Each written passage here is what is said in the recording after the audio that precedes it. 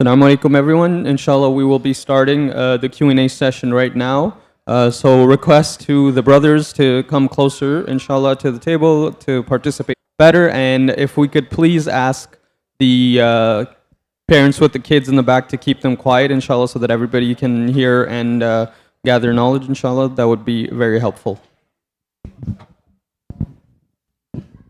Assalamu alaikum wa rahmatullahi wa barakatuh.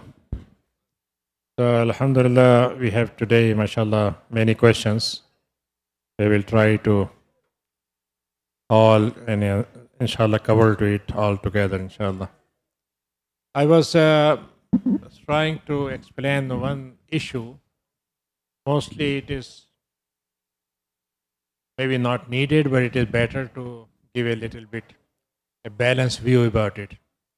You know, this is the month of Rabiul Awwal, right?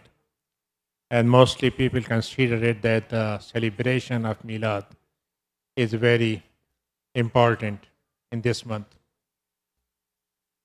So I am giving you a little bit balanced view.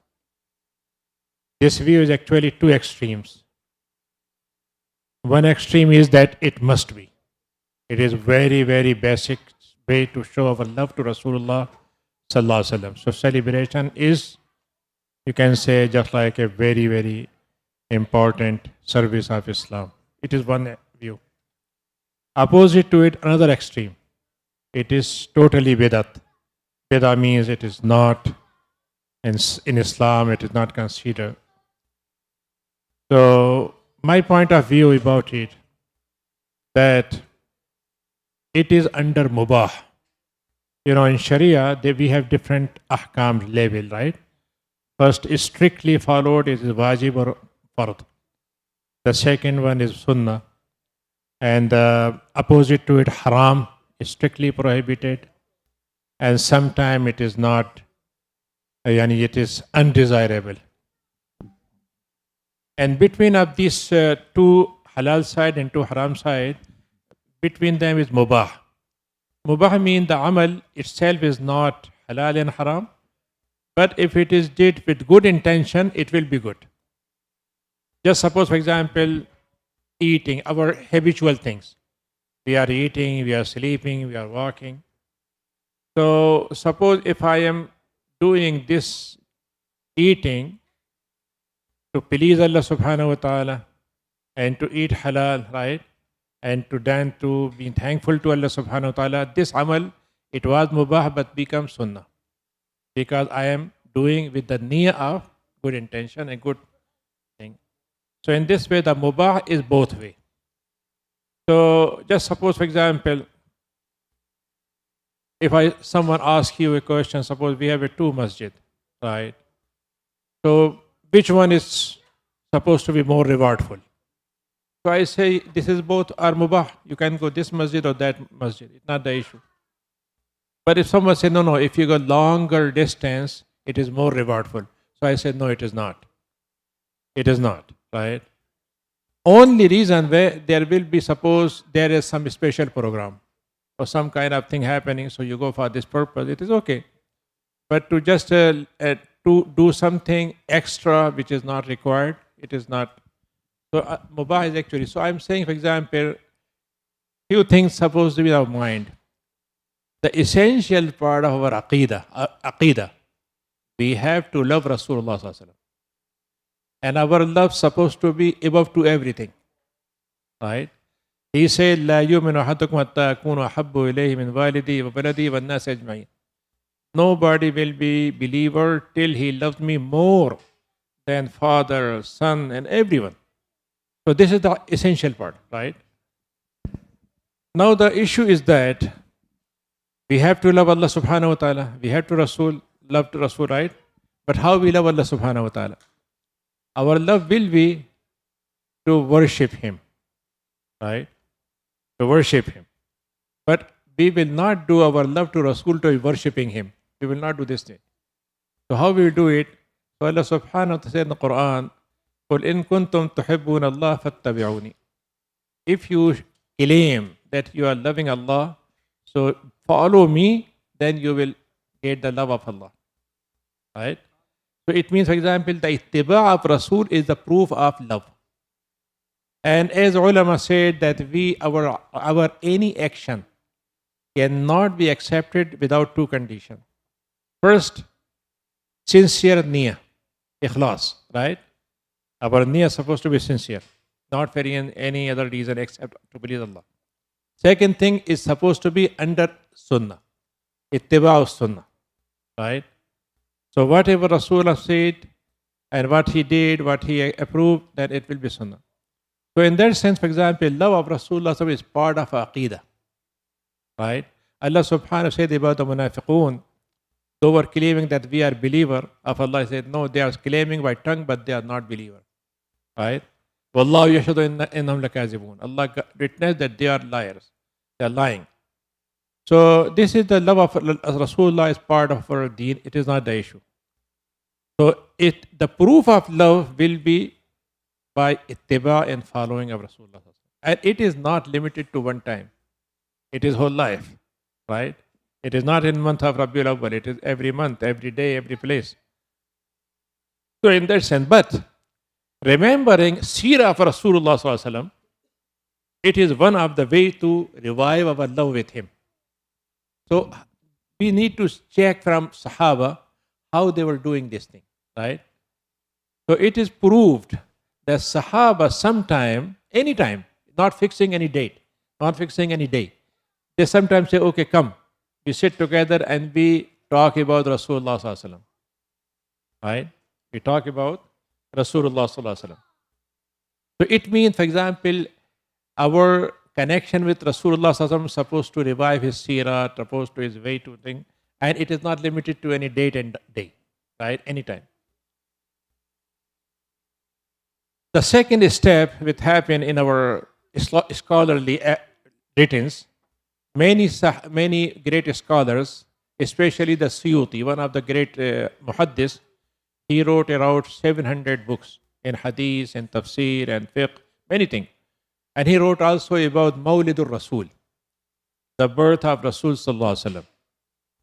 And his point of view is not to celebrate, is one to say when Rasul was born, what is the fixed date of it, right? And second thing is that how we celebrate it. But their celebration was, as I said, according to Sahaba, anytime. And if you remember, those who lived 30, 40 years back in our environment, in our back home thing, so mostly what happens, suppose in home, there's a good news, a baby born, or suppose a house, new house was bought. So they say, you know what, we are doing Mawlidur Rasul, right? Milad. So it means, for example, what? To revive our kind of love of Rasulullah in special occasion, right? Special occasion. So I'm saying, for example, in that sense, remembering Rasulullah sallallahu alaihi wasallam is must. Remembering Rasulullah is must.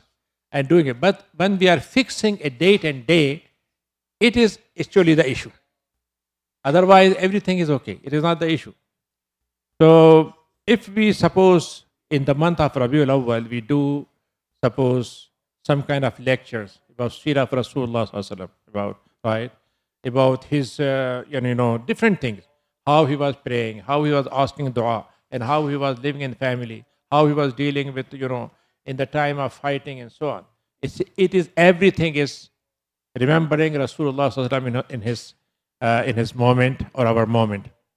So I'm saying, for example, we can do it, but we should not make it essential first, and we should not aid in it something which is not Islamic. Suppose we are making some celebration or some kind of, luxurious thing or some kind of israf in something, right? So it should not be. It should be in the way of we deliver a speech or we do something and we say, for example, good thing about Rasulullah sallallahu alaihi wasallam, especially in our time, I can say you, it is most important occasion for us, opportunity, if we convey the biography of Rasulullah to non-Muslim. Because the precious thing we have, two things, Quran and Rasulullah, right? So if we introduce Rasulullah sallallahu alaihi wasallam to non-Muslim and we invite them, right? So it is very good. And a few days back, I visited Umrah. So in Madinah Munawwara, Masjidul Rasul, they developed a whole just like historical place of time of Rasulullah, how he was living, how was the situation of city and so on. It is good thing. Yani suppose we can have another one brother, they are organized a Sira exhibition here to see how, for example, different kind of, some archives things, some historical things are there. So it is good thing. It is not the issue. But the issue is always that we connect ourselves with the message of Rasulullah sallallahu alaihi wasallam. Right? And so this is first thing I just explained this issue. Otherwise, yani, sometimes people have two different kind of understanding about it. So the first question is, we are told in Islam to help poor, but we are not. When there are beggars at the masjid during Jummah, the masjid and tells us not to give them to them. What is the correct way to follow it there? How to tell who I should give to or not to do, right? This is really a very any specific issue we always face. Allah subhanahu wa ta'ala said in Quran, وَأَمَّا السَّائِلَ فَلَا تَنْهَرْ.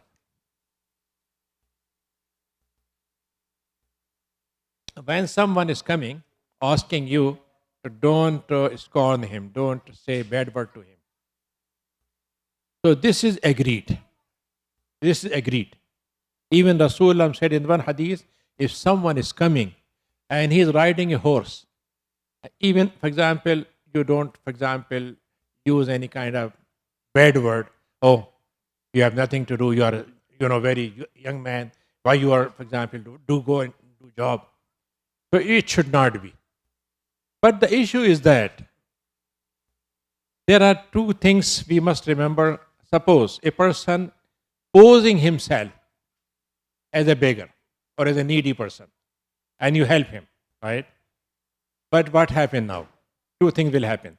First thing, the real person who is needy, he will not get it. First thing. Second thing, if you have a bad experience with someone, you say, no, I will not give anyone. Everyone is, right? Maybe good and bad both will be same. So in this way, the person is actually blocking your sentiments and your for example, way to help others. So I'm saying, for example, if you see someone that they are begging, so you can ask them nicely, what is your problem? How we can help you? I myself, for example, when I was in Mecca, most of the time the people come there. They say, you know what happened? Oh, I was driving a car and fuel, finished. And my family is waiting. Can you give me some? I said, no, okay, no problem. I can go with you. I take a tanker of fuel and then I fill your car. They will run away. Right? Because they are saying something which is not true. So I can say here, suppose here, you can say, I am hungry. Okay, I can give you. And I take to the restaurant and I can offer you food. So it is not any issue. But if the person is really hungry, he will accept. Otherwise, no, I am busy and I don't want, and so on. It is one thing. Second thing is that in Canada, we have a very established system. Everyone, even refugee, right? Even for example, illegal person, they have some rights, right? So what happened, when I was in Al-Falah, and we have Islamic ICNA relief. So when some person comes to us, we say, okay, no problem. So we send to that person, man and woman, to ICNA relief. So what they do, they collect their information, right? SIN number, right? And kind of these things, and they check. Are they getting some help from government? Are they helping from other masjid and so on? When they say yes, this person, so they give them, suppose, they rent, so they can pay for it. So I'm saying, for example, we should not reject. We should not say that maybe some person has a really need. So we can help, but we have to use in a proper way, right? So this is second. Second thing is that, yes, of course, we should not refuse anyone, but we can refuse nicely. And it is not any sin. If I say, brother, so please, I'm not able to give you or something, so it is not any sin. So in that way, for example, you can balance both things together under this question, inshallah. When does the husband have to pay the mahar? Can be paid at any time after nikah? Yeah, we have actually, Allah subhanahu wa ta'ala said in the Quran, وَأَتُوهُنَّ صَدَقَاتِهِنَّ نِحْلَةً. Surah An-Nisa, you have to pay the amount of mahar as a, for example, gesture of a good relation, as a way of charity, as a way of doing good. So we, fuqaha, they established two standards. One, we call it mu'ajjal with ayn. Mu'ajjal means you pay upfront. At the time of nikah, you paid. Second, called mu'ajjal bil waw. Mu'ajjal means with its time bound. And maybe you can give. But one thing more important, but two things actually. First thing is that must be paid whatever time you limit. Suppose 5 years, 10 years, whatever. If you have no intention to pay, it is a sin. Right? And a big sin. And second thing, in our traditional practice, there's a kind of custom. People just like, not say forcefully, but their desire or their wish is that women, they say, oh, we don't want, we are leaving it, or we are not asking. No, it should be. Yes, if they, with their own willingness, with their own way, for example, they forgive it, it is okay. But it should not be a kind of pressure or any kind of thing to give it. And by the way, the question is not here, but I'm saying you, the issue of mahar is a Quran. Quran is a standard, right? The first standard is Quran. So Allah subhanahu wa ta'ala says, what is the minimum or maximum? So there's no minimum and maximum, right? It may be very small thing or maybe huge thing. But Quran says the person who is little bit tight in his earning, so his standard will be one. The person who is a little bit more, his standard will be different. So it will be based on different standards, right? But it should be agreeable. It should not be one side, both sides. Both sit together and agree. It should be balanced, not too much, not too low. Between that, in Hadith says the better thing is to be in balance, right? So balance is should. So it is one of the part issue. We should care about it. Sometime I get late in paying credit card bills, and they have to pay interest. Is that wrong? Yes, it is wrong. It should not be. Yani if something happened and you actually just forgot the due date, right? And for this reason it happened, but it should not be your intention to delay it.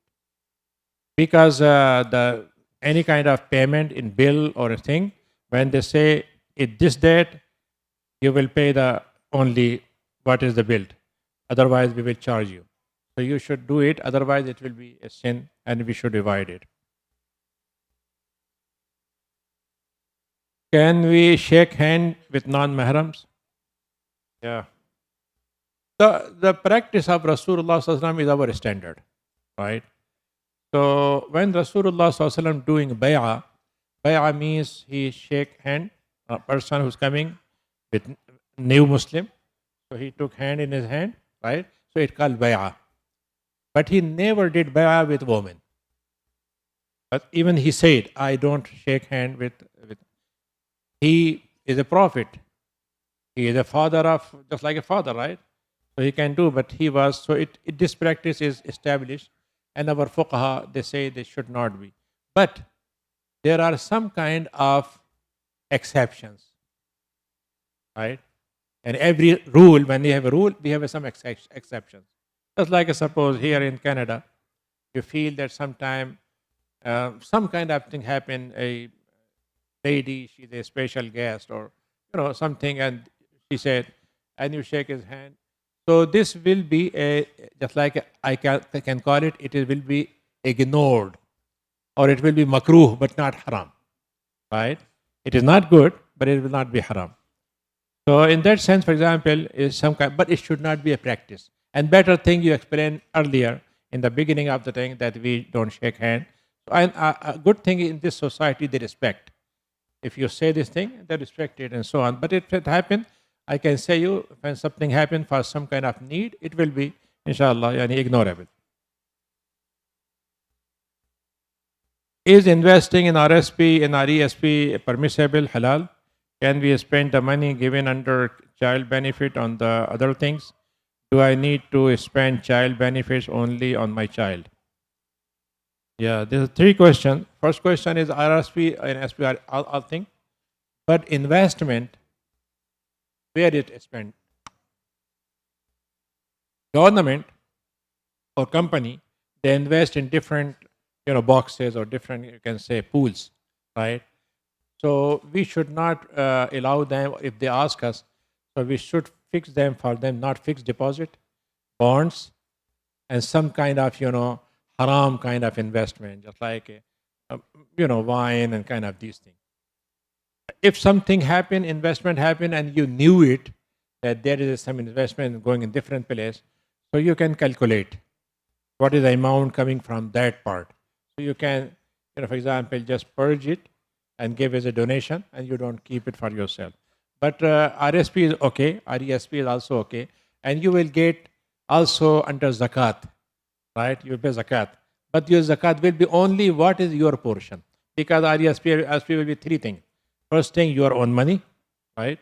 And second thing, some kind of additional kind of thing coming from government or from company. Third thing, if you are not taking money back, you are not paying tax. You are saving tax. So your zakat will be only what is your own money, not what is added, what exempted from the taxes and so on. So it means suppose you invested 5,000, you will pay zakat on, but suppose 500 added in it. Or if you take it back, the 500 tax you have to pay. So you can pay 4,500 zakat on it, right? So in this way, the zakat will be easy and RSP is okay, but with some condition of pure investment. Second thing is that spend money when we get child benefit. Actually, the question is not child benefit. Actually, the question is tax money. In tax system, they design some kind of benefits, right? When you give, suppose you are donating some charity, so you get back some money, right? So it is your money because you are giving the tax. Same thing about the child benefit, right? You are actually giving taxes, so they say, okay, we will give you refund for your child benefit. And it is good thing that you keep this money for kids. And if you use it, keep in mind that if they need, you will cover it for their thing. And actually, my idea was, just like I suppose, when I was getting some money, so I was using it, but when my, suppose kids, they go into university and they have pay fee, so I put the money, especially when they have some kind, the question is coming, what's up, can we take it or not? I say we can take it, but what we do, we have to return it before the interest time start. How you do it? You put money monthly basis, right? Suppose in 4 years, 5 years, your money is accumulated and you will return the money before you. So this child benefit will help them. But if you can use it, it's a halal. It is not any haram thing. You can use it, but better to keep for their benefits and for their interest.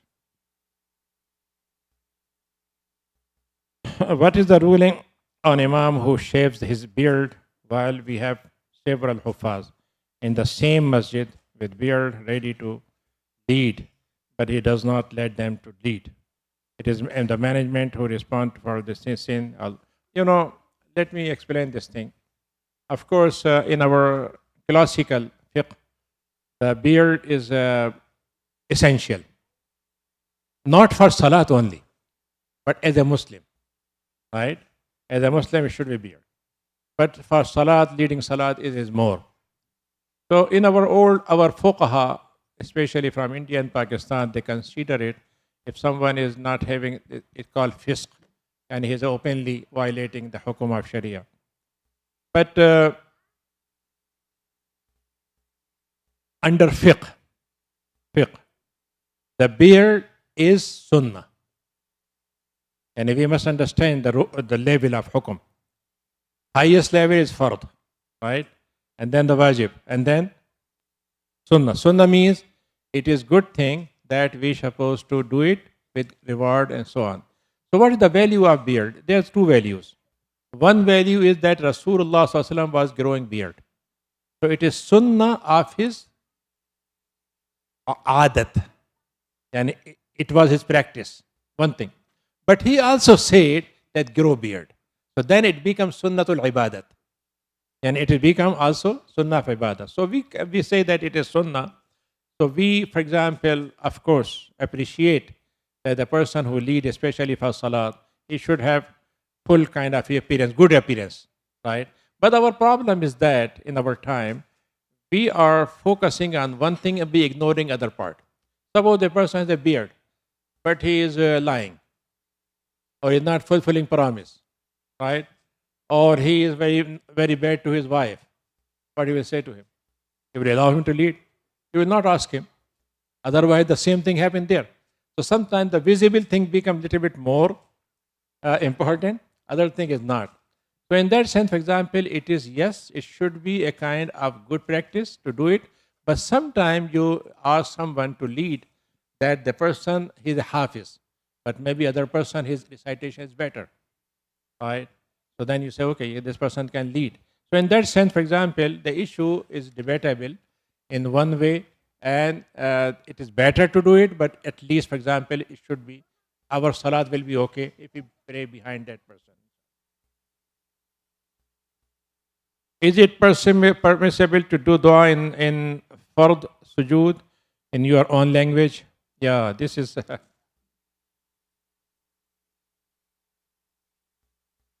I don't know what is the language of Allah subhanahu wa ta'ala.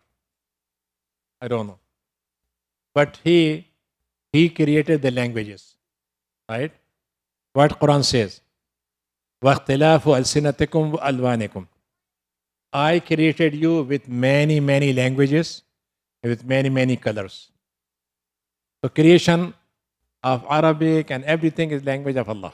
Right? But Allah subhanahu wa ta'ala choose Quran in which language? In Arabic. And what happened in the previous Qawm? Tawrat changed. Injil changed. What happened? Why it happened? What happened? They changed it, they translated it, right? Now you know which is the original language of Tawrat. Nobody knows it, right? What is the real language of Injil? We don't know. But we know that the Quranic language is Arabic. So if we allow, so we have two actions in our life. One we call ibadah, one we call ada, as I said, right? So salat is ibadah. Salat is ibadah. What it means? Salat ibadah means what? The purpose will be defined by Sharia and the means will be defined from Sharia. Right? And ada will be means by me, but purpose from Allah. Right? So suppose if I pray, I can say, for example, when I'm praying in nafil, so do I need wudu for it? Why? Why we need wudu? It is nafil. Do I need to make two sajda in nafil? Why? You can say it is only in fard. Right? So it means that nafil in fard means only two things. It is essential and it is optional. That is it. Otherwise, the whole practice during salat time will be under the prescription of Sharia. Rasulullah said in hadith,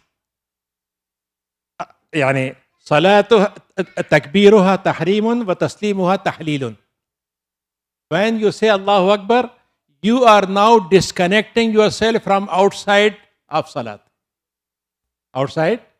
And when you say Assalamu alaikum wa rahmatullah both sides, you are now allowed. So suppose, can you take a phone during salat? No. But when you say salam, you can take it. Right? So it means that salat is specific with its purpose and its means. For this reason, I myself, it is my opinion, and some people quote some opinion, but I am not. For example, if you want to ask me, I will say the salat must be only in Arabic language. If we know it, we should know it. If we don't know it, still we have to repeat it. Still we have to repeat it. After Salat, you have a plenty of time. You are free to ask anything. Just like I give you an example. We have a Salatul Jummah with two portions, khutbah and Salat. What we do now in khutbah? No. What we do in khutbah? Only in Arabic or other languages? No. Khatib.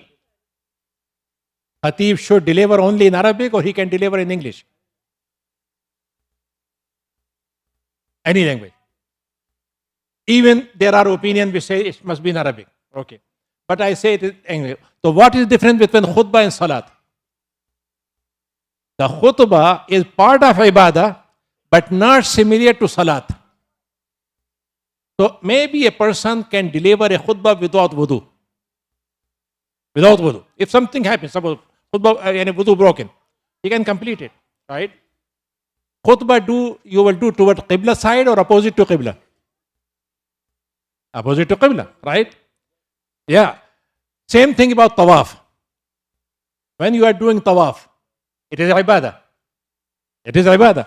But Sharia said you can ask dua in your language. Right?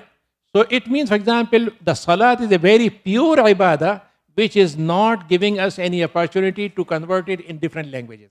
Otherwise, if we convert it, then we convert Quran also. Can we suppose instead of saying Alhamdulillah Rabbil Alameen, you say, I praise Allah subhanahu wa ta'ala in salat. Can I say this thing in salat? I cannot. Because the word of Allah in Arabic and it is rewardful. We say in Arabic, wahyun matlubun. Matlu means we have to do tilawa with it. Right? So in that sense, for example, the salat should be pure. Yes, you can say whatever you want in Arabic, according to a report of hadith or according to your own language, it is not the issue. And if you know that in Tarawih time, if you go to Haram, the Imam make long ibadah, long dua. And most are not reported by hadith. But they can do it. So it is not the issue. I think, and for example, it should be our restriction that we do it only in Arabic and we should learn Arabic, especially for this year. And we should, yeah. Maybe. And it should not be practiced, but it is allowed. So, is it permissible how to pray Sunnah for Asr and Isha? Yeah. There is no any Sunnah after Asr. The only Sunnah is that either if you come in Masjid, so you pray 2 rakat Tahiyatul Masjid, or there are 4 nafil or 2 nafil before Asr. But it is not Sunnah mu'akkada. Mu'akkada means not highly appreciated. You can pray it. After Asr, there is no any Salat up to Maghrib. It reported that Rasulullah SAW was once prayed after Asr. So person asked him, he said, I forgot, so I'm doing it. And strangely, I can quote you one story. Abu Ayyub Ansari was following the Sunnah of Rasulullah. So for this reason, he was praying 2 rakat after Asr.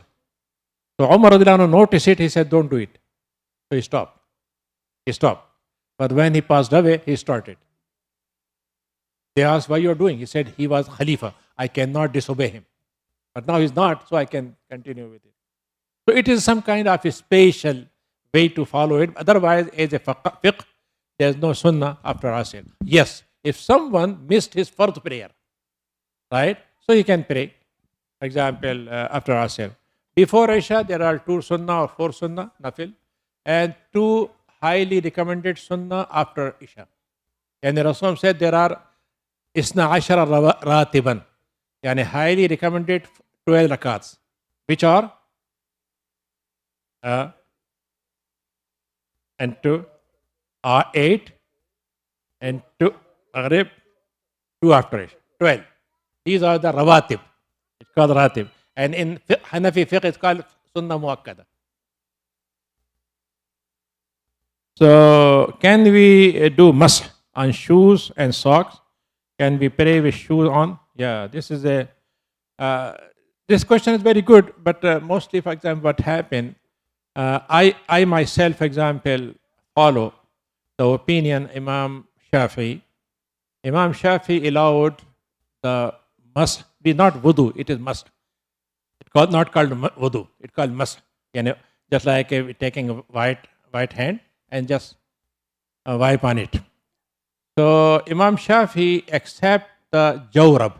And in the Rasulullah sallam, there's a hadith which says that Rasulullah did masa on jawrab. And jawrab means socks. Imam Abu Hanifa, he accept this thing, but he said this jawrab must be very thick. So water will not penetrate in it. Huh? Oh yeah. So, you know, in our time, the situation very changed. In old days, people were doing with, hand, thing, and very thick, right?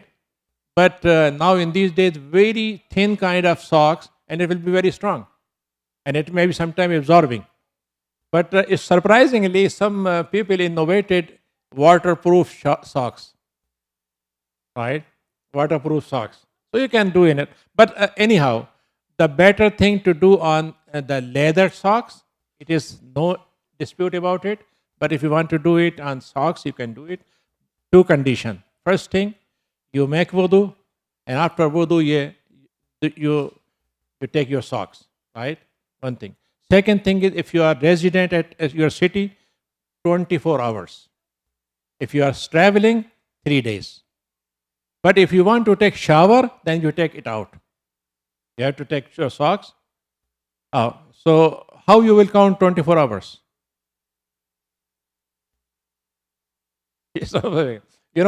Suppose you took socks on Fajr time, but your wudu broke on 9 o'clock. So your 24 hours will be from 9 o'clock, 9 to 9. Right? If you are resident and you start traveling, so automatically your days will be extended to, and you are coming back, so your days will be shortened.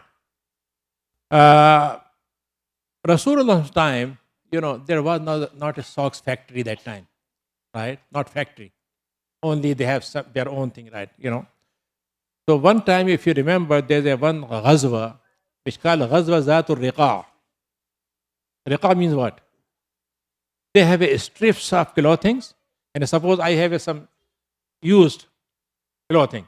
So I stripped it and I just covered my feet. They have nothing except. So can it will be allowed for as a socks or not? It will be, because they have no other thing. So in that sense, for example, the issue is mostly it is said mas al khuffayn, and khuf means the leather socks. But mas al jawrab is also allowed, and it is okay for, especially in our time, in our situation here, for two reasons. One time, winter time, right?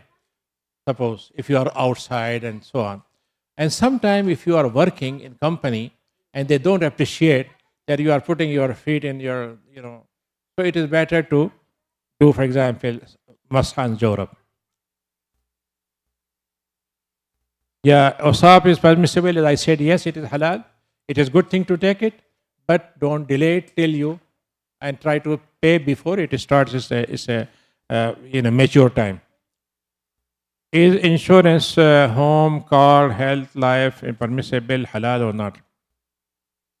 Yeah. The issue is, what is the insurance? I, as an individual, what is my limitation? Suppose 50 years back, most severe sickness was fever. Suppose, right? Some kind very thing, and a doctor can give you very, few pennies medicine. Now in these days, can you cover with your own expenses? Even the just test, lab test and so on, it takes many, many thousand rupees. So insurance is actually helping individual to cover what the person cannot do with his own capacity. It is the insurance. This is the concept. Now this concept become commercial, right? Commercial. And companies are benefiting from it. So they aiding something or they're doing something. But the problem is that as a human being, if I'm living in an Islamic state will cover my insurance without any membership. Baitul Mal can give me everything I need, but there's no Baitul Mal. Muslim develop waqf and it survived for 1,000 years, right? But it is not working now, or it is not available in many places. Now I can go to get loan. Nobody is giving me loan, or I'm not able to return it. So the insurance is actually to making some kind of thing. So idea is, in my understanding, it is allowed in Islam, covering the what is an individual cannot cover with his own thing. But 2-3 things added in it. One thing, it called in Arabic gharar. Gharar means high risk. Can I just suppose, for example, I say, what is in my fist? I know I'm not showing you.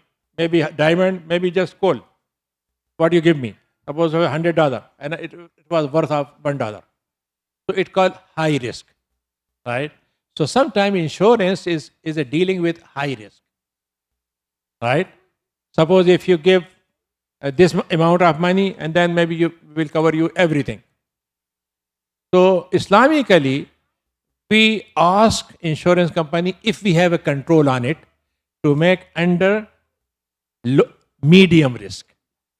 Not high risk, medium risk. One thing. Second thing is that this is based on also some kind of interest, riba. But this riba can be removed from it or not. Yes, it may be removed. Right? It is company's issue, otherwise you can remove it. Third thing which is actually happening, that suppose I claim and my real claim was 5,000 and I got 10,000. What I do if extra, right? So in that sense, I myself and some other scholars, otherwise the majority of scholars, they say insurance is haram, whatever. But my understanding is that what is imposed by government as a law, just like a third party insurance, it should be taken. Health, it should be taken. And you can say the home protection and so on, it should be taken. Life insurance is still, I am not sure about it. It should be allowed or not. But sometime it happened that you have a package and they added also in a life insurance as a support, not as a prime thing. So in this way maybe taken, but life insurance itself, it should be avoided. Funeral will be same thing. Funeral is also, now in these days, subhanAllah, when I came here 20 years, the cost was around 4,000.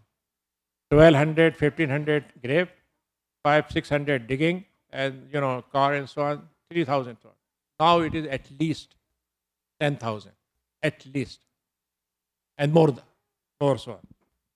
And sometimes it is, and subhanAllah, 50, 20, 30 years, how many people they passed away in 1 month?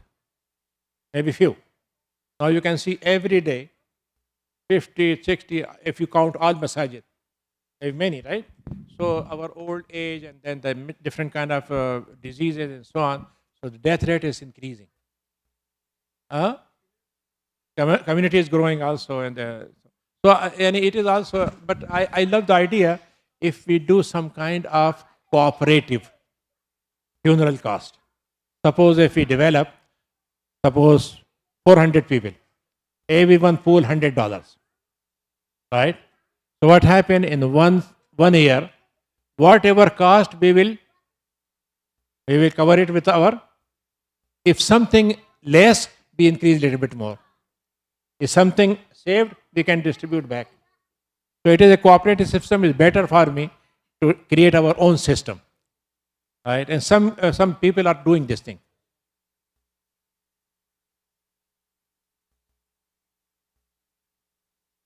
In London, Ontario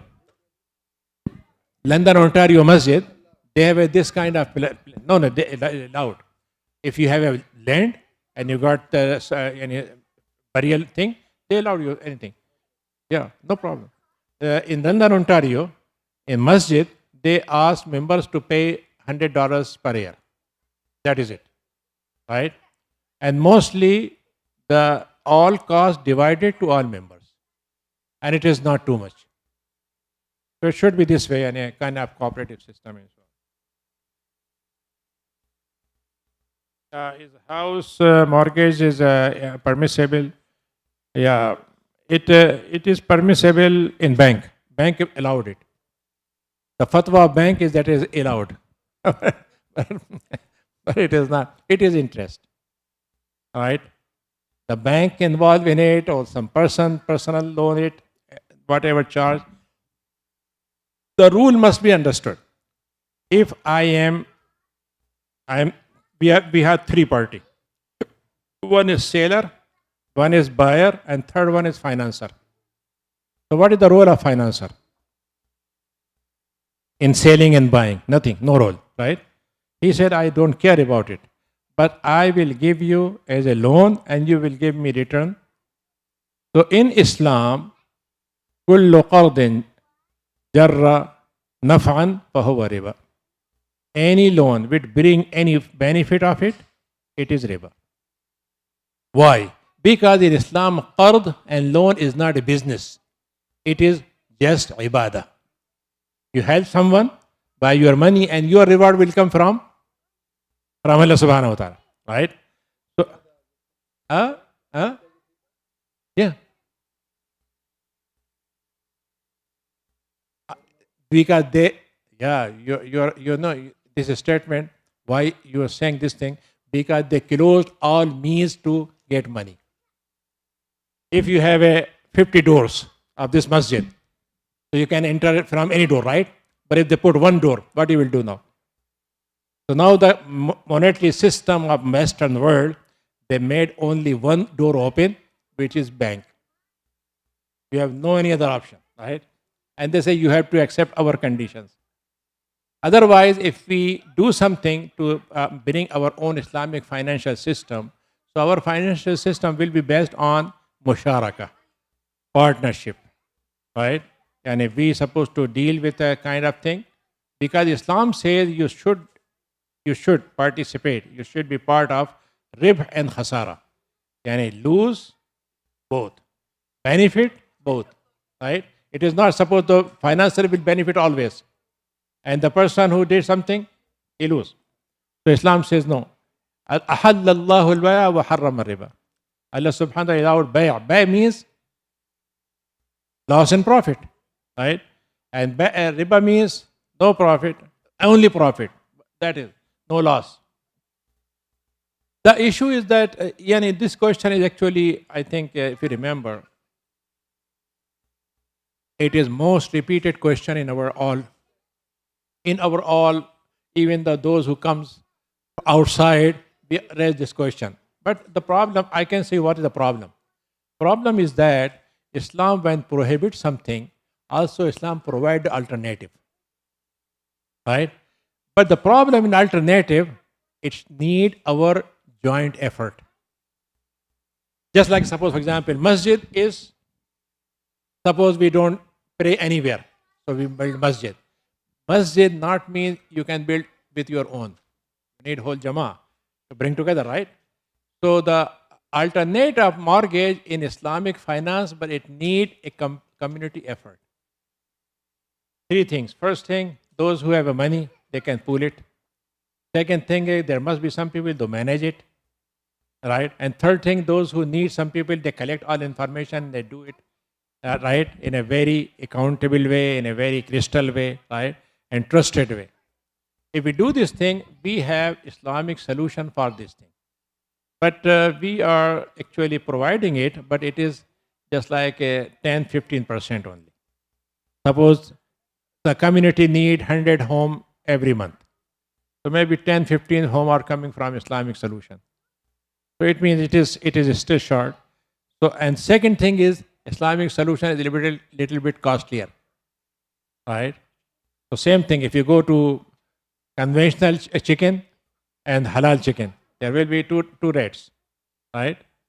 But you have to buy because it is the cost of your iman, right? So I'm saying, for example, this issue is supposed to be, think about it, our businessmen, our financial people should plan for some kind of these things to bring alternative for Muslim community. And we as a Muslim expert or Islamic expert, we can advise them how to make it. Yani alhamdulillah, yani I am instrumental of many kind of these things, just like a few years back, in one credit union in Winnipeg. They designed Islamic housing mortgage, and still they are doing, and we approved it. So they are doing it. Some credit bank also doing here, but very limited capacity. So we need to do this kind of these things. Yeah.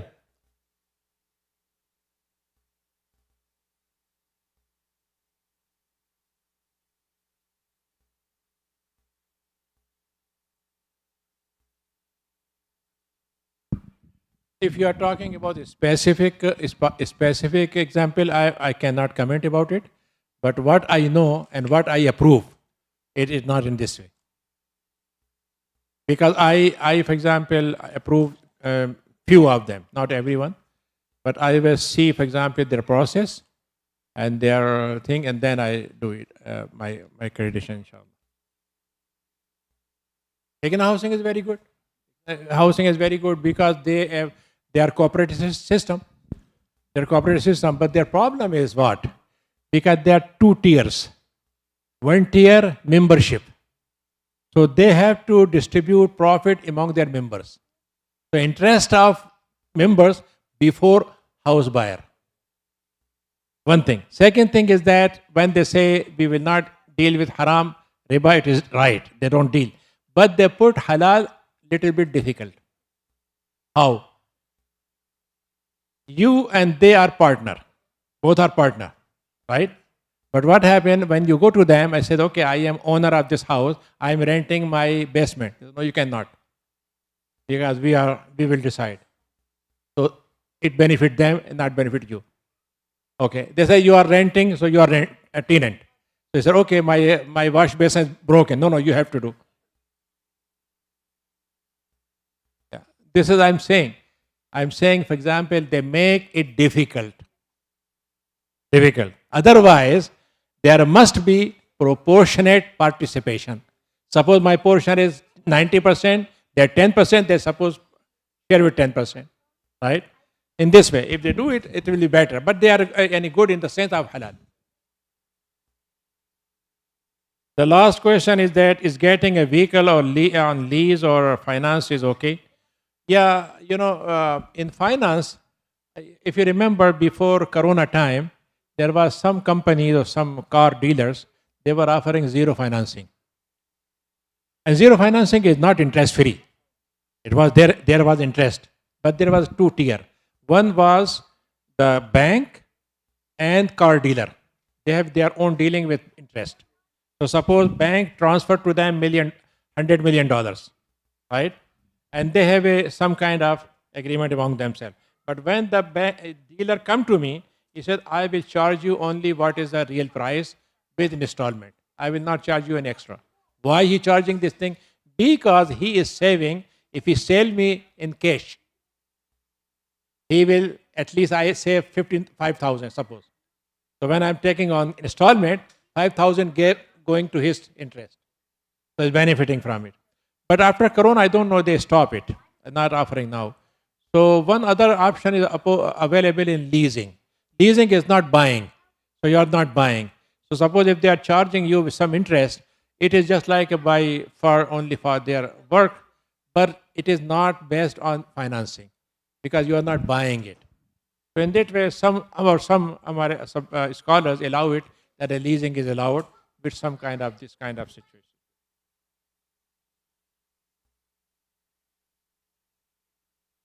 I did my.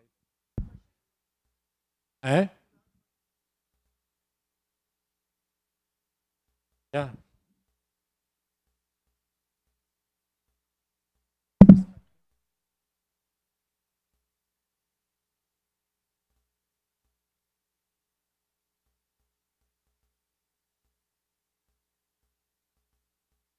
The inheritance is actually means the question is about the one third or more than one third inheritance. Actually, in Islamic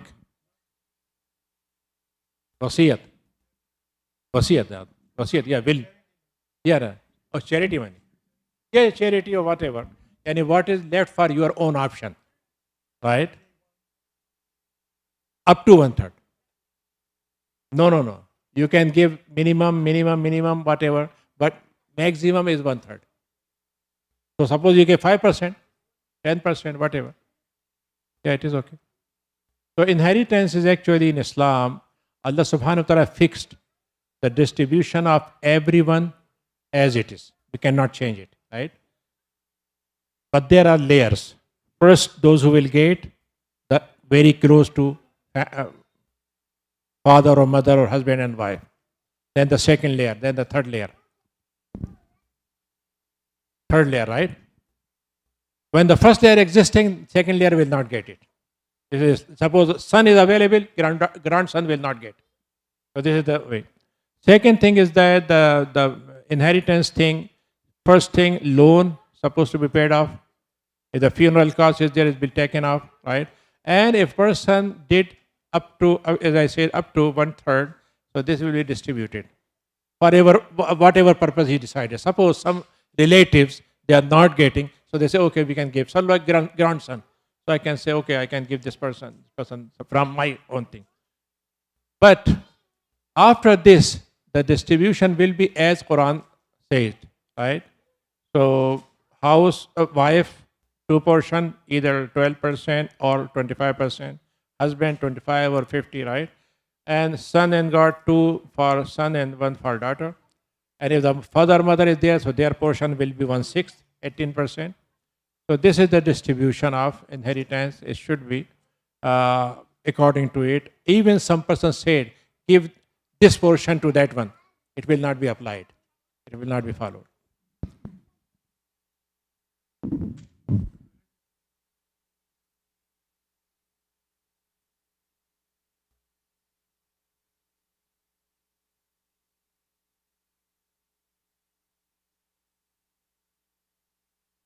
Before death.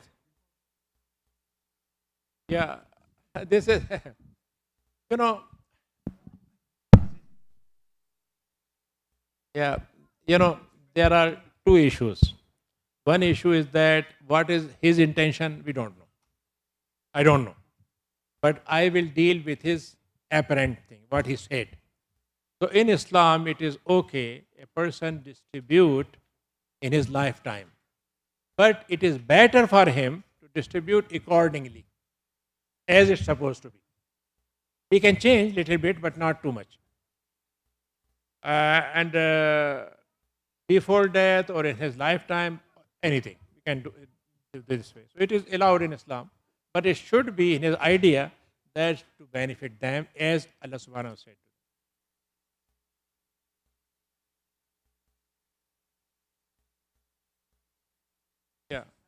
Yeah. No, when the son is alive, they cannot get it.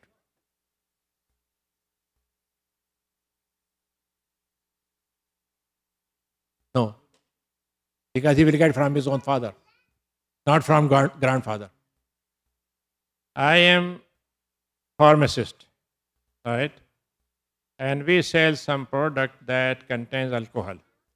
Also, the store has lottery. I want the hukum of this thing. What will be the hukum of lottery? I give you two answers. First thing, alcohol. Actually, it is what is available in medicine. It is chemical based. It is not which is intoxicate. It is preservative. So this alcohol is not haram in Islamic understanding. About the lottery, if you are running your own grocery store, your own thing, you should not keep lottery. But suppose you are franchising, right, and you are forced to keep it. So you can use it, but don't take its earning. Suppose and you have some $1,000 and $50 coming from this lottery. So just, for example, don't keep it for yourself, donate it.